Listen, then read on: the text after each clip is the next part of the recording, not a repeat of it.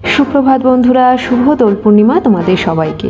আমার বাগানের এই গাছগুলোর যেরকম রঙিন ফুলে ফুলে ভরে উঠেছে, তোমাদের জীবনও এরকম রঙের আলোয় রাঙিয়ে উঠুক এই কামনা করে আমি পারমিতা, আমি আবার চলে এসেছি আমার কুড়েগিন্নির রোজ নামচার নতুন আরেকটা ব্লগ নিয়ে তোমাদের সাথে কিছুক্ষণ গল্প করতে, আড্ডা দিতে।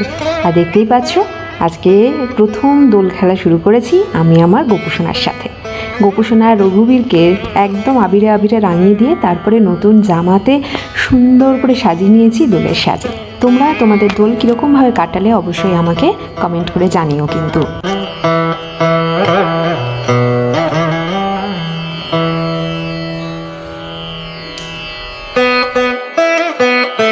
ব্রেকফাস্ট তোমার যেখানে ভালো লাগে সাইড করে তো ফেভারিট শ্রী ঈশা টিফিনের মশলা ডোসা। আমি বহু জায়গায় ধোসা খেয়েছি, বসে অনেক জায়গায় খেয়ে ক্রিস্পি ডোসা পেয়েছি, কিন্তু বাড়িতে অর্ডার করে আনলে সাধারণত ধোসা পুরো ক্রিস্পিনেসটা চলে যায়। কিন্তু একমাত্র এই শ্রী ঈশা টিফিনের ডোসার মধ্যে ক্রিস্পিনেসটা একদম অক্ষুণ্ণ থাকে। তাই আমি বাড়িতে অর্ডার করে খেলে শ্রী ঈশা টিফিনের ডোসাটাকে খুবই প্রেফার করি। পুরো পুরো পুরো ফিলিং আছে। তুমি ওটা খোলো। হ্যাঁ, পুরো ফিলিং ভর্তি। হ্যাঁ, এই দেখো এতটা পুরো ভর্তি।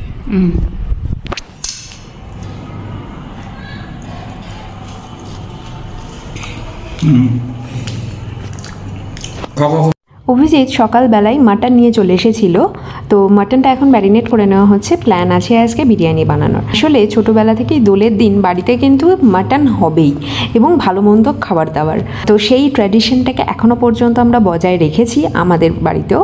তো তাই জন্য সকাল সকালেও মাটন নিয়ে চলে এসেছে। আর যেহেতু বিরিয়ানি হবে তাই মাটন ম্যারিনেশনের সাথেই মাটনের মধ্যে এসেন্সও অ্যাড করে দেওয়া হলো।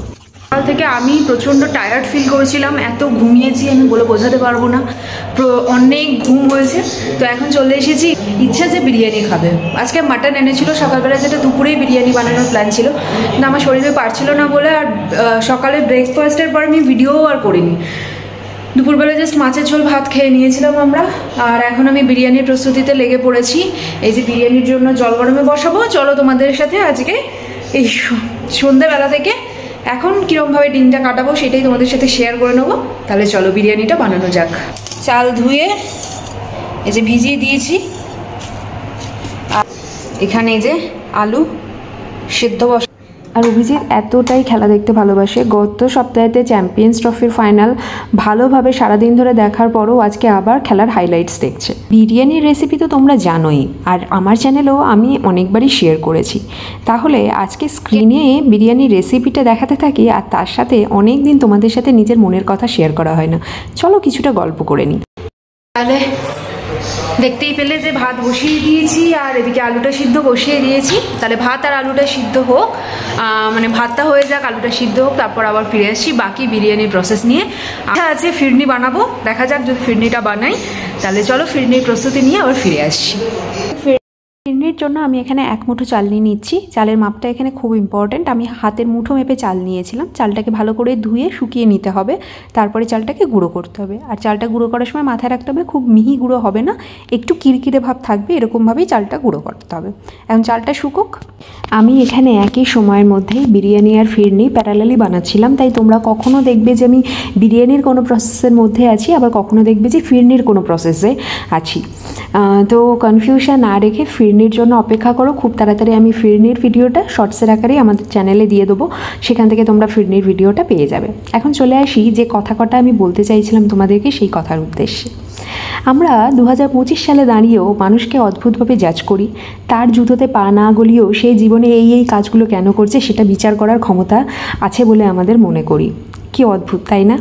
আসলে আমরা যারা অনেকেই আছেন যারা একটা বদ্ধ পরিবেশের খাঁচার মধ্যে থেকে দূরে থাকা আকাশটাকে দেখে না, তাদের খুব হিংসা হয় এবং সেই হিংসা থেকে তারা ওই আকাশে যে পাখিগুলো উড়ে বেড়াচ্ছে তাদের সম্বন্ধে সমালোচনা করতে শুরু করে দেয়। আমাদের সবারই খুব প্রিয় চ্যানেল প্রবাসী ঘরকন্যার একদিনের একটা ব্লগ নিয়ে হঠাৎ করে বিতর্ক শুরু হয়েছে এবং আমি দেখলাম ছোট বড় মাঝারি কোনো চ্যানেলই মোটামুটি বাকি নেই সেই প্রসঙ্গটা নিয়ে নিজের মতামত দিতে। আমি যদিও পছন্দ করি না যে কাউকে জাজ করার, এবং আমি করিও না, এখানে আমি কোনো জাজমেন্ট করছি না। আমার কিছু প্রশ্ন সেই সমস্ত জাজমেন্ট করা মানুষগুলোর উদ্দেশ্যে যে আপনারা যে জীবনটা দেখেননি, যে জীবনটার পজিটিভ নেগেটিভ জানেন না, সেই জীবন নিয়ে এত আপনাদের গাত্রদহন কেন? নিজেদের যে পরিস্থিতিতে আছেন, বেশিরভাগ মানুষ যারা কলকাতা বা ওয়েস্ট বেঙ্গলের আশেপাশে ওই একই পরিবেশের মধ্যে থাকে, তাদের জীবনে না অনেক রকম সমস্যা আছে। তাদের জীবনের হয়তো প্রধান সমস্যা তাদের হাজব্যান্ডরাই, কারণ এত দমবন্ধকর কারাগারের মধ্যে তারা বদ্ধ থাকে যে হাজব্যান্ড যদি কিছু দিনের জন্য বাড়ি ছেড়ে কোথাও যায় অফিসের কাজে, তাদের কাছে সেটা খোলা আকাশ বলে মনে হয়। আমি নিজেও এরকম দেখেছি আমার চারপাশে বিয়ের আগে। তো তারা কোনোদিনই বুঝবে না আমরা যারা বাড়ির বাইরে থাকি না, বিদেশ বিভূতিতে থাকি, আমি তো তবু দেশের মধ্যে থাকি, দেশের বাইরে থাকে তাদের ক্ষেত্রে আরও ব্যাপারটা কষ্টকর হয়ে যায়। তারা কীরকম ফেস করি। আমাদের জীবনের পুরোটা সময় কিন্তু আমাদের পরিবার বলতে হাজব্যান্ড আর আমাদের সন্তানদের আশেপাশেই ঘোরাফেরা করে। তো যে মহিলা বাইরে আছেন এবং তিনি মোটামুটি বাইরেতে তার হাজব্যান্ডকে ছাড়া রাত্রিরে থাকতে জানেন না, সেই মহিলা যতই মধ্যবয়সী হোক, যতই ম্যাচিওর হোক, তার প্রথমবার যখন শুনবে তার হাজব্যান্ড তাকে এবং তার সন্তানকে ছেড়ে এক সপ্তাহের জন্য আরেকটা দূরের শহরে যাবে, তার মধ্যে সেই তন্নি যুবতীর ভাব চলে আসাটা খুবই স্বাভাবিক। এখন আপনারা বলবেন যে সেই ভাব চলে আসলে সেটা ব্লগে দেখানোর কী আছে? আচ্ছা, আপনারাই বলছেন যে ডেইলি লাইফ দেখছি, স্ক্রিপ্টেড ভিডিও দেখছি না, তাহলে সেখানে যদি একজন মধ্যবয়সী মহিলা তার তন্নি যুবতী মনোভাবটাকে প্রকাশ করে, তার মধ্যে অন্যায়টাই বা কী আছে? আমাদের মাংস হয়ে গেছে, মাংস একদম সিদ্ধ হয়ে গেছে, আমরা দেখতে পাচ্ছি একদম মাংস সিদ্ধ হয়ে গেছে যেমন হওয়া উচিত।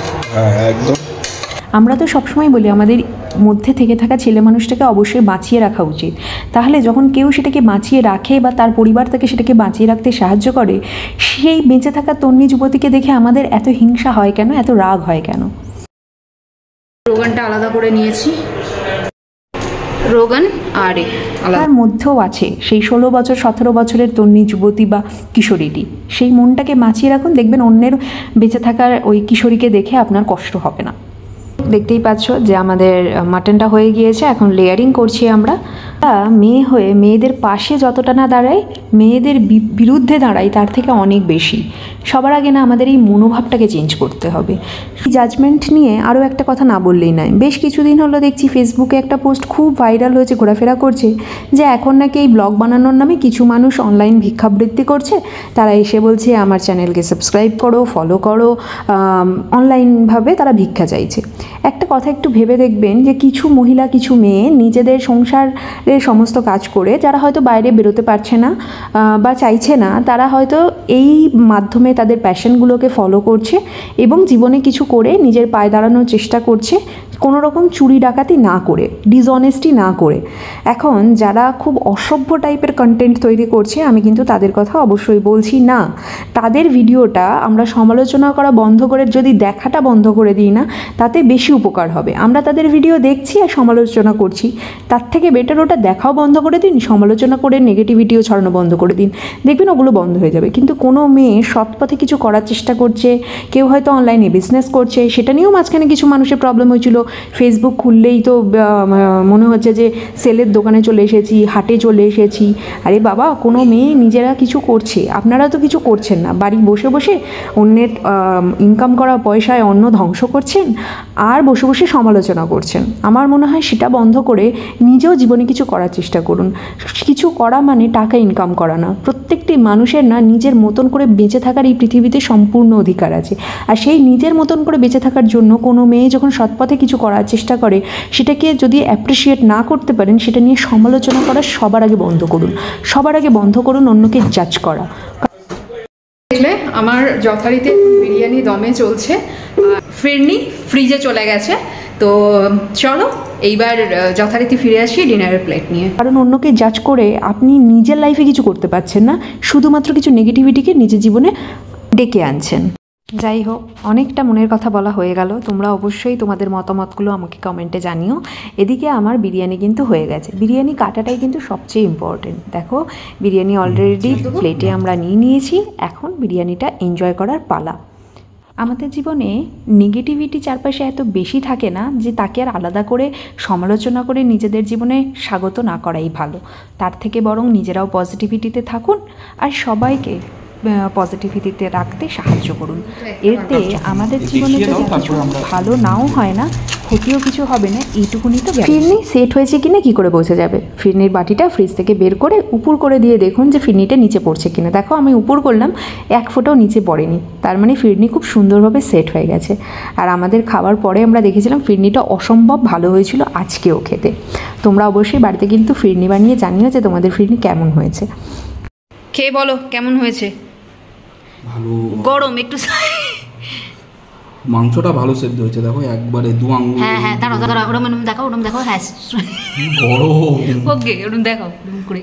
এ দেখো 2 আঙ্গুল দিয়ে এমনি করে একবারে পিষে যাচ্ছে। আরে ঠিক আছে, চলো এবার আলুটা নাও, একটা চামচ দেবো। বিরিয়ানিটা অসম্ভব গরম ছিল, একদম গরম গরম কেটেই তো দিয়েছি, তাই চামচ দিলাম আলু কাটতে।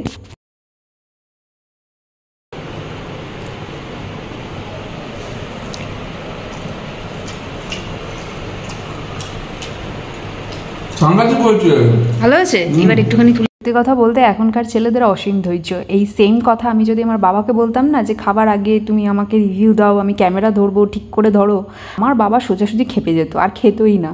বাট অভিজিতের অসীম ধৈর্য যে ও একটুও রাগ করে না, তা বলে সেটা চুপচাপ শুনে করে দেয়। তাহলে চলো আমরা এখন ডিনারটা করে নিই, কারণ বিরিয়ানি খাবো, একটুখানি আলু থালু হয়ে ভালোভাবে নিজের মতন করে কষিয়ে খাওয়াটাই ভালো। আর সেই সময় ক্যামেরা থাকলেও ওইভাবে খাওয়া যায় না, একটা কনসার্ন থেকেই যায়। তাহলে আজকের ব্লগটা এখানেই শেষ করছি। আমাদের ব্লগটা তোমাদের কেমন লাগলো অবশ্যই জানিও, যদি ভালো লাগে অবশ্যই লাইক করো, কমেন্ট করে জানিও আমাদের ব্লগগুলো তোমাদের কেমন লাগছে। খুব ভালো লেগে থাকলে বন্ধুবান্ধব রিলেটিভসের সাথে শেয়ার করো। আর নতুন বন্ধুরা আমাদের চ্যানেলটিকে সাবস্ক্রাইব করতে ভুলো না, পাশে থাকা বেল আইকনটা অবশ্যই প্রেস করে দিও, তাহলে আপকামিং সমস্ত ভিডিও নোটিফিকেশনস তোমরা পেয়ে যাবে। আর যদি বন্ধুরা আমার এই ব্লগটা আমার ফেসবুক পেজ থেকে দেখে থাকো তাহলে অবশ্যই পেজটিকে ফলো করে দিও।